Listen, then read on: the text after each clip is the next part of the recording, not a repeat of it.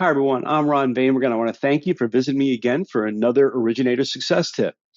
Now, today's tip is how to get noticed or how to stand out in a crowded marketplace. Now, this is a continuation or really the second or next step after last week's previous tip, which was positioning. Now, you can access that recording by clicking the link below. But for today, what we're talking about getting noticed, here's the thing.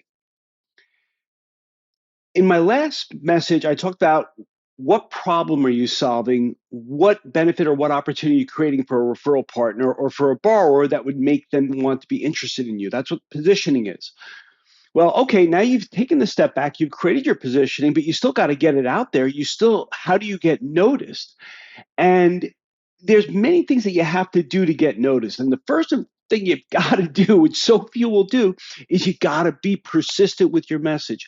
You have to keep putting it out there, and you've got to put it out in different ways, whether it's on social media, whether it's email, whether it's phone calls, whether it's direct mail, whether it's a text message. There are so many different ways for you to communicate. So let's say, for example, you're looking to connect with a realtor.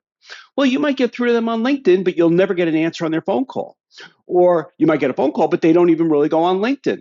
Or you could send them a personal letter or a personal card regarding whatever your positioning is. Now you might be saying, wait, Ron, you're suggesting that I mail something to the realtor? And you're saying, yeah, that could absolutely be a strategy. Why? Because nobody's doing it. Two, it makes you unique. Three, when you call and follow up on that card or with that note that you sent them, again, you're standing out. The key to getting noticed is repetition and creativity. Now, there is another factor also, which is called timing, because you could be creative, you can be persistent, but if the timing is not right, your audience is not going to pay attention to it, which is why the numbers game or the number statement that it's a numbers game is so critical, is because so few people will be persistent enough to do this. The only way you get noticed is by having a powerful message, sending it out to the universe, to your target audience in as many different ways as you can possibly do it on a consistent basis. And I talk about this in my events all the time.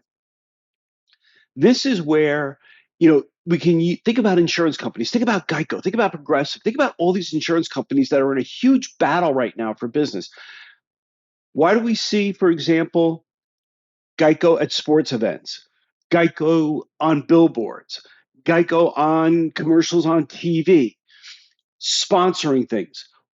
That's just one. All the companies are doing this, but why do we see it? Because they're hitting you in so many different ways.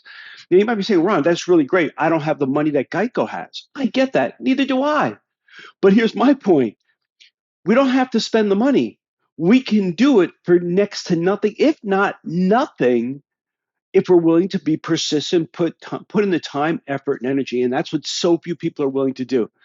You want to be a great originator, you want to build your business while other people are contracting and struggling, then do what others are not willing to do.